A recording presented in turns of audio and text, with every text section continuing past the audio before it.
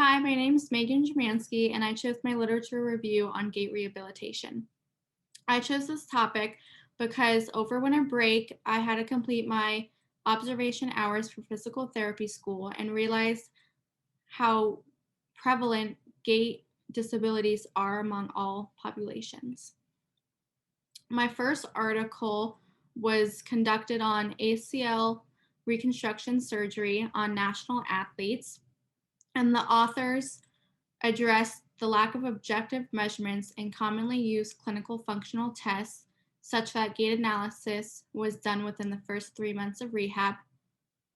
They also hypothesized that knee range of motion, ground reaction force, their symmetries, and knee extensor moment would improve significantly over time, and patients would exhibit better movement pattern during the whole gait cycle. They conducted a study with 22 ACL patients against 15 healthy control subjects. They had 3 phases, which included range of motion, muscle strengthening and stretching, balance training, and aerobic conditioning exercises. They also had 3D motion analysis with a 2-component force plate that received their kinetic data. They also placed biological markers that were attached to the lower extremities using another author's Helen Hayes marker set for easy replication. They found that during all phases of the gait cycle, the patient's reconstructed knee demonstrated reduced excursion. Also, that the vertical ground reaction force pattern of patients showed a reduced asymmetry during the entire stance phase at test 2. Also, that knee extension for the control group was significantly higher than the injured knee group, even though there was improvement with the previously injured athletes. The authors stated that single stance range of motion improved the most because of increased quadriceps activity, which resulted from higher accelerations of the swing phase.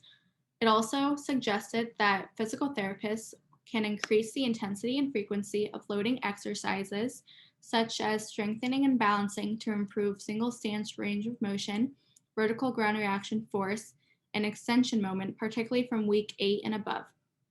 The last clinical implication of this study was that quantitative data acquired would allow a physical therapist to regulate the rehabilitation modalities in terms of intensity and frequency based on an individual's improvement.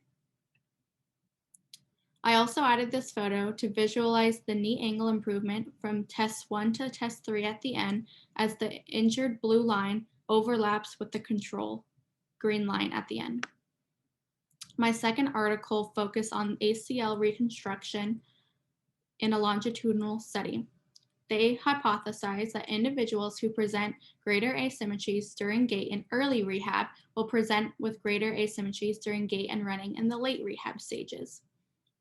They had 12 individuals undergo 3D analysis, which started 4 weeks post-surgery, and gait assessments were done at 3 different time points, which differed by 4 weeks after one another, and running was only done at the 3rd time point once the researcher called them ready, by means that there was no pain or swelling in the reconstructed knee.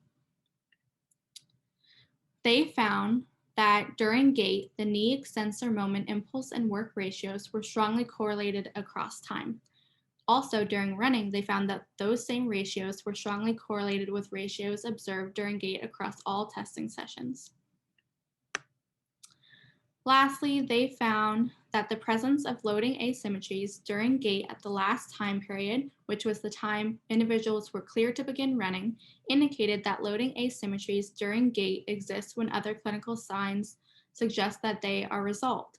This suggests that individuals who utilize an altered loading strategy in early rehab may adopt a strategy like this long term, which I included a photo to represent that, such that the non-surgical knee had to do more work, which probably adopted early on into a different loading strategy.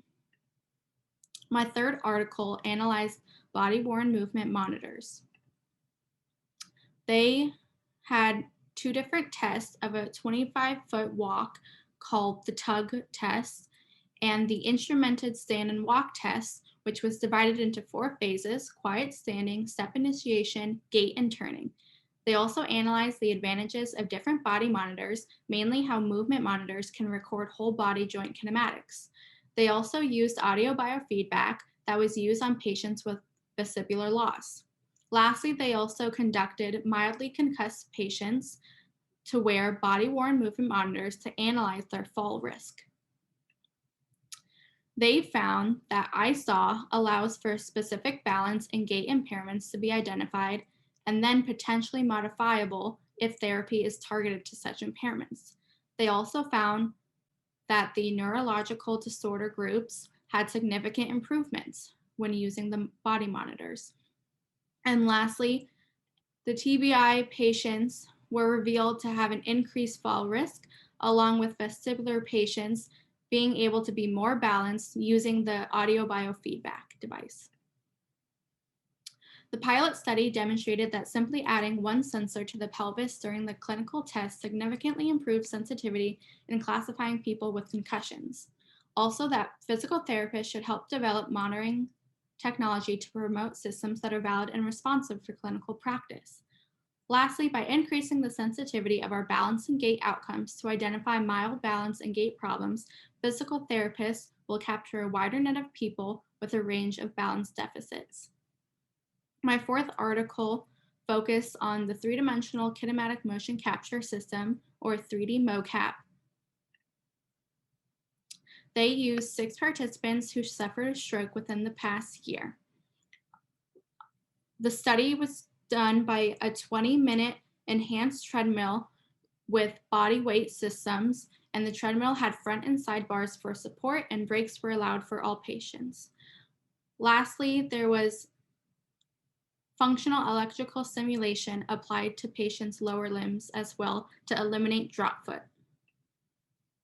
They found that all patients improved before to after treatment using the RMI objective number scale, which is out of 15.